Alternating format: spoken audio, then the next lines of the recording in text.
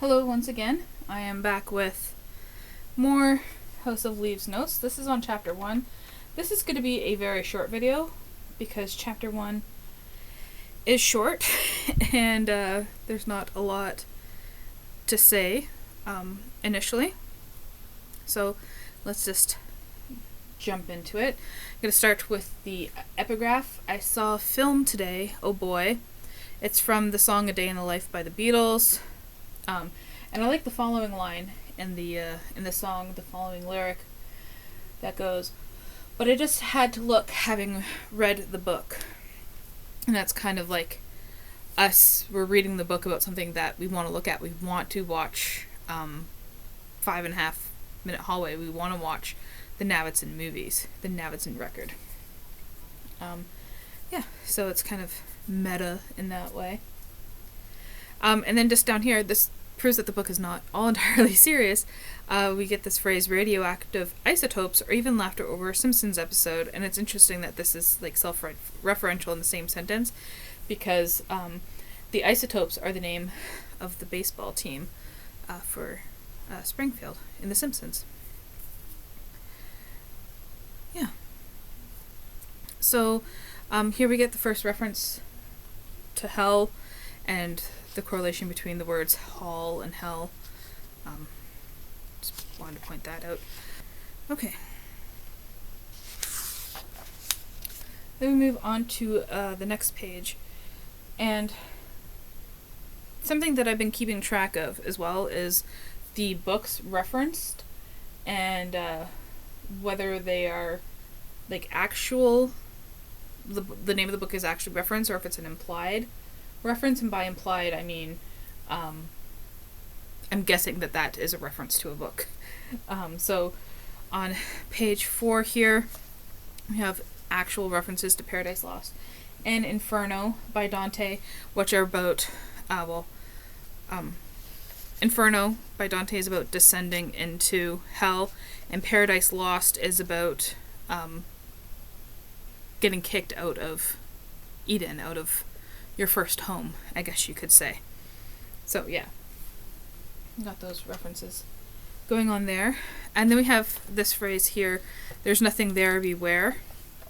So there's nothing external, everything is maybe internal. Everything what we have to be aware of or be wary of is what is inside of us. So maybe the monster in the hallway isn't external to the person in the hallway, it is internal to the person in the hallway. So we can make the argument that the monster that each person encounters is different, is tied to them. So the monster that Navidson encounters is different from the monster that Holloway encounters, is different from the monster that maybe even Zampano, we could argue, encounters. And then different from, again, the monster that Johnny encounters. It is all internal to their own psychology and their own internal issues. It could also be telling us that we shouldn't be concentrating too hard on finding meaning in the book. We may not find it in the book, but we may find ourselves, pitting ourselves and our internal issues on the book and finding things that way. And then down here, the acknowledgement. We have never actually met Mr. Truant, so is he a real character or not? Over here on page 5, we get this phrase here, blood on the kitchen floor, one shot of a child, Daisy crying. So is this maybe Daisy's blood? And the hint that is Daisy's blood is that we see in further chapters.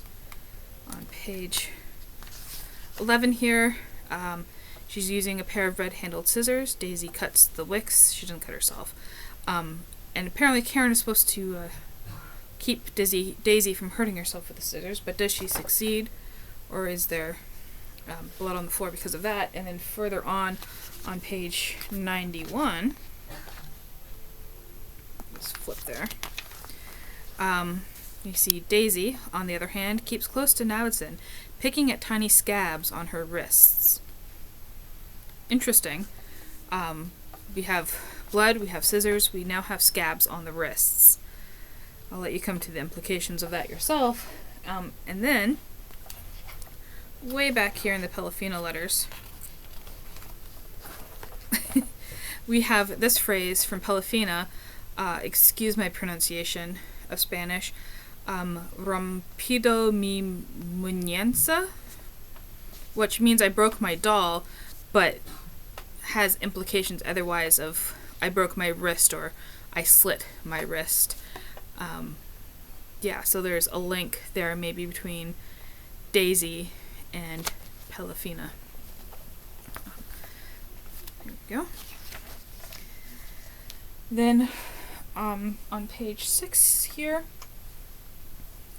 we have just this phrase that I thought was interesting. On a purely symbolic level, they afford a vast potential for examination. The compression of space, the power of the imagination to decompress that space. The house as trope for the unlimited and the unknowable. So we're already getting kind of being guided a little by Danilevsky into looking for meaning in this text. So these references down here, if I don't mention them as if they're book references, then they're not real books. But we do have a real book mentioned on page 7 here, which is War of the Worlds. Technically, it is the Orson Welles radio play, but it is based off of a book. Then we get another reference to maybe the fact that Navidson isn't real because he's never appeared, let alone accepted an award that he apparently won for this movie that was created. And then here, I have a bit of a story to tell after this. Good storytelling alone will guarantee a healthy sliver of popularity in the years to come, but its inherent strangeness will permanently bar it from mainstream interest. And I lent this book to a friend, and I said, this is like me handing over something very important. This is something I love, and I hope that you love it too. And then he said he didn't like it. It's not for everyone. He came back at me with, well, in high school creative writing class, I learned that you're supposed to hook the interest of the reader right away, and I wasn't hooked. And I was just like, if you are going into this book expecting what you learned in a high school level creative writing class, you're not, this book is not for you. This book is beyond your level. Not to make me seem snobbish or elitist or whatever, but this is not your typically told story, and we all know that. This is inherently strange. We're reading fake academic articles with interjections from this really strange guy. It's a book that calls you to search for everything in it, to search for answers, to write your own notes on it and everything. So it's not unfortunately going to get mainstream interest, but I really hope that if you do read it, you do love it. It is definitely something compulsive, I believe. So that's it for chapter 1, House of Leaves. There will be longer videos on longer chapters and with more notes and everything coming up. But that's it. Thank you for watching.